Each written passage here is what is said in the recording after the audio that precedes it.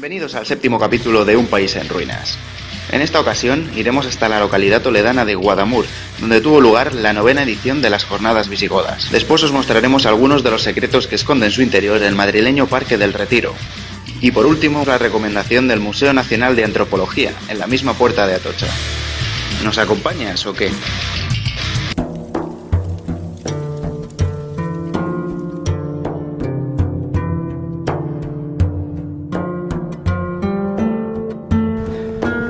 Hoy el equipo de Un País en Ruinas nos hemos desplazado a la localidad toledana de Guadamur, donde se encontró el famoso tesoro visigodo de Guarrazar. Hoy vamos a ver unas jornadas visigodas, un mercadillo y vamos a hablar con un especialista en joyería y orfebrería visigoda. ¿Nos acompañas o qué?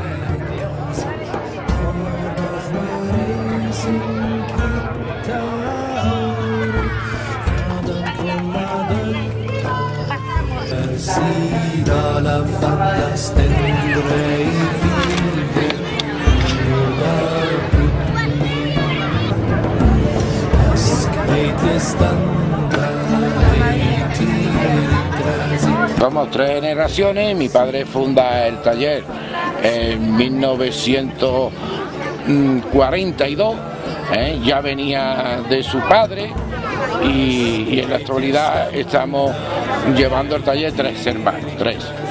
Y allí hacemos los objetos religiosos, cálices, copones, sagrarios. El hecho de que yo me haya especializado en la orfebrería visigoda es tradición familiar. Mi padre, en el 1964, el Museo Arqueológico Nacional le encarga una reproducción de este mismo tesoro de Guarrazar para el Museo de los Concilios de Toledo. Y él, pues, durante 10 años hace toda la reproducción del tesoro. Yo era pequeño, tendría unos 12, 13 años. Primero hay que hacer el dibujo. Tienes el dibujo, te saco el papel. Esta es una reproducción de una corona de Teodosio. Esta, de Teodosio. La corona de Teodosio, la famosa corona de Teodosio. Entonces, el tema es que con estos hierrecitos, que son los cinceles, yo tengo que ir golpeando aquí. Este es el repujado. Entonces consiste en transmitir toda la silueta de la corona, de los distintos elementos que la componen, y sobre una chapa, a través del cincel y el martillo, marcamos los distintos relieves.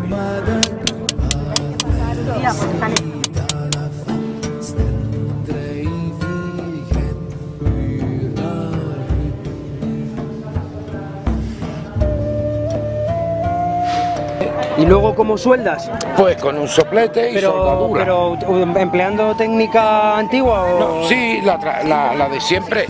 Son elementos, son del propio material y se va soldando los distintos elementos. Eso es con fuego, es la fase más delicada de la obra y compone la pieza. Aquí tiene una cruz ya realizada que te puedo detallar los distintos procesos. Esta cruz pertenece a una de las coronas del tesoro. Una reproducción del tesoro de Guarrazar. De Guarrazar. Y se compone de una simple chapa fina, y lleva los 5 cabujones con teselas. ¿Los cabujones son estos? Que son teselas romanas. La original son teselas romanas.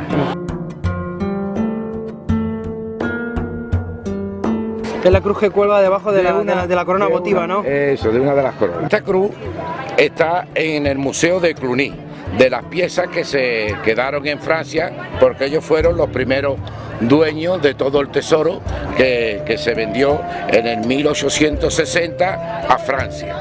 Las líneas exteriores van decoradas con cabujones de nácar, siempre acaban en doble en los extremos, y a continuación vienen los zafiros.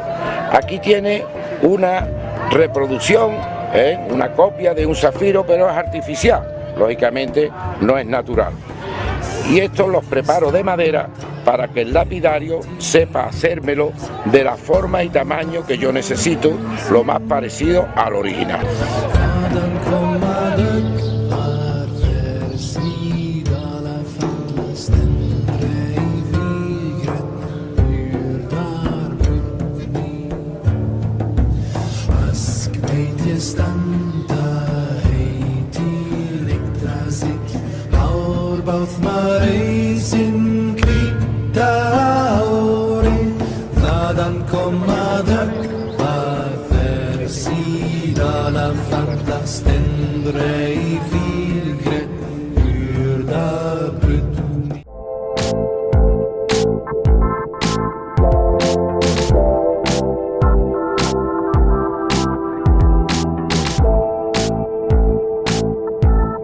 Con 125 hectáreas y más de 15.000 árboles, el Parque del Retiro es una gigantesca mota verde en el centro de Madrid. Con una historia que arranca en el siglo XVII, cuenta con gran cantidad de construcciones singulares, esculturas, jardines y lagos que invitan a perderse por ellos.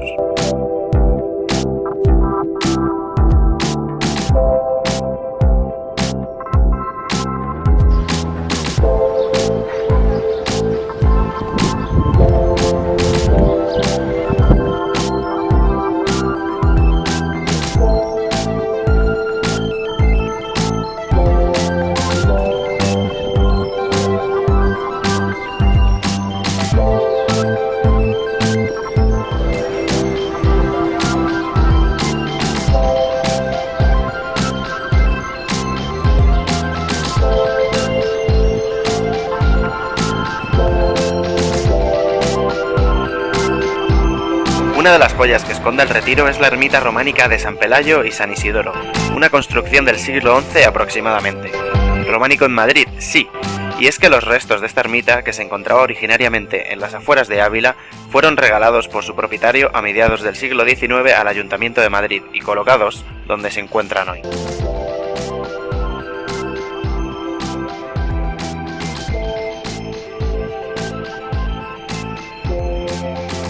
La iglesia ya estaba en ruinas cuando el comprador la adquirió, por lo que acabó finalmente en Madrid es una parte muy reducida de la ermita, pero aún así muy interesante.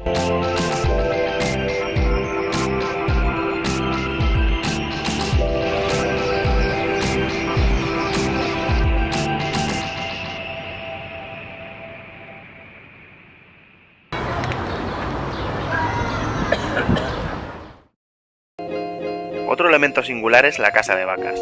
Cuando se hizo esta construcción a finales del siglo XIX, este edificio era una vaquería dedicada a la venta de leche.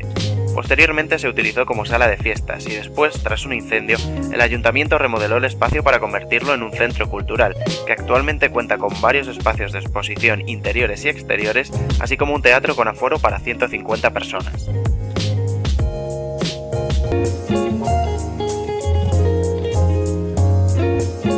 Este edificio se construyó a finales del siglo XIX para albergar la Exposición Nacional de Minería, realizada en 1883. Más adelante también albergó la exposición de las Islas Filipinas y el Museo de Ultramar.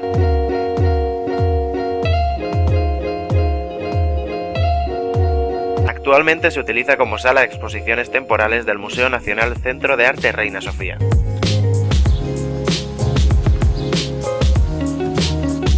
Debe su nombre al arquitecto que lo diseñó, Ricardo Velázquez Bosco, quien también realizó el Palacio de Cristal.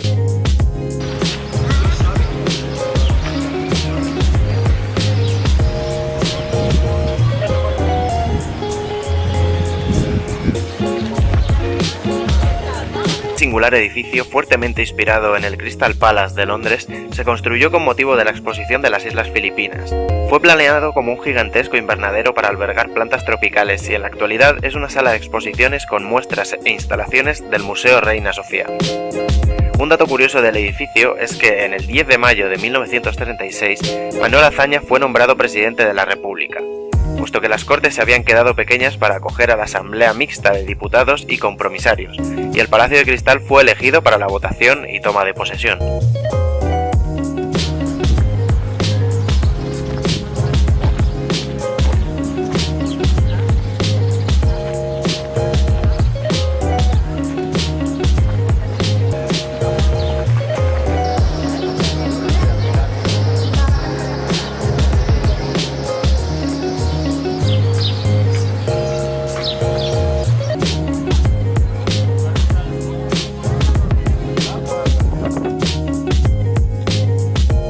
Construido a principios del siglo XVII, este estanque fue el corazón del jardín del Palacio de Recreo del Buen Retiro y ha servido para acoger espectáculos acuáticos como batallas navales o naumaquias y los paseos en barca de los reyes y su corte. A principios del siglo XX se levantó el monumento a Alfonso XII, que es un ejemplo sobresaliente de la arquitectura historicista. Si Madrid hubiera salido ganadora como sede de los Juegos Olímpicos del 2020, este estanque probablemente se hubiera convertido en el escenario de las competiciones de vóley playa, como anunció Ana Botella. Menos mal que el inglés de nuestra exalcaldesa no le permitió engatusar al Comité Olímpico. Durante unas reparaciones que tuvieron lugar en el 2001, con las que tuvo que vaciarse por completo el lago, apareció gran cantidad de basura, como 192 sillas, 20 papeleras, 41 mesas, 50 teléfonos móviles, colchones, una caja fuerte, en fin, todo tipo de desperdicios.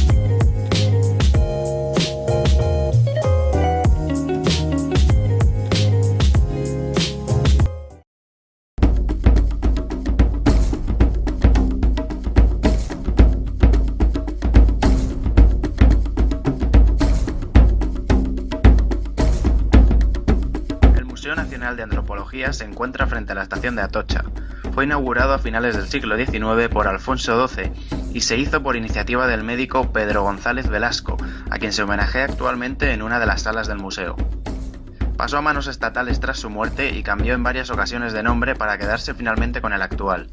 Es el primer museo de carácter antropológico que se crea en España y ofrece al público una visión global de la cultura de diferentes pueblos del mundo, poniendo de manifiesto la diversidad cultural. Las colecciones que a lo largo del tiempo se han ido incorporando y constituyendo los fondos del museo son muestras de la cultura material de diferentes pueblos de África, América, Asia, Europa y Oceanía, que se distribuyen en las diferentes salas del mismo. En la segunda sala se analizan y exhiben varios hechos culturales distribuidos en varias áreas temáticas: economía y transporte, vivienda y ajuar doméstico, indumentaria y adorno, música y actividades lúdicas y creencias. En esta sala también está el espacio dedicado a los orígenes del museo. Intenta recrear lo que fueron los gabinetes de historia natural hasta principios del siglo XX, y en ella se muestran algunos de los ejemplares más relevantes de estas colecciones.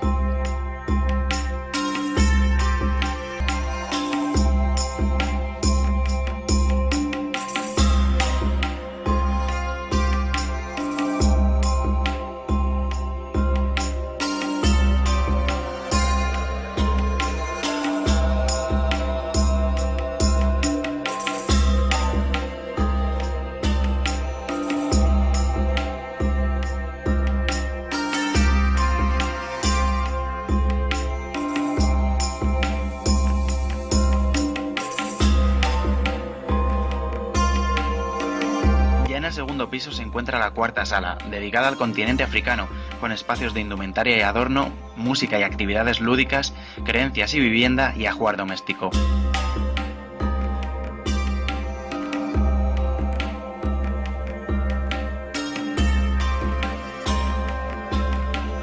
Las principales culturas representadas se corresponden con Marruecos, Sáhara Occidental y Guinea Ecuatorial, aunque también se encuentran las de otros países visitados con motivo de viajes y expediciones realizadas a finales del siglo XIX.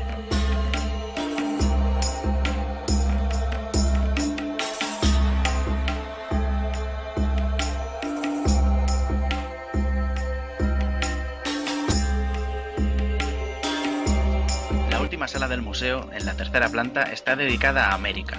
Los fondos expuestos se agrupan en las mismas secciones que en la sala de África, lo que permitirá al público comparar las respuestas de distintos grupos étnicos ante estos temas.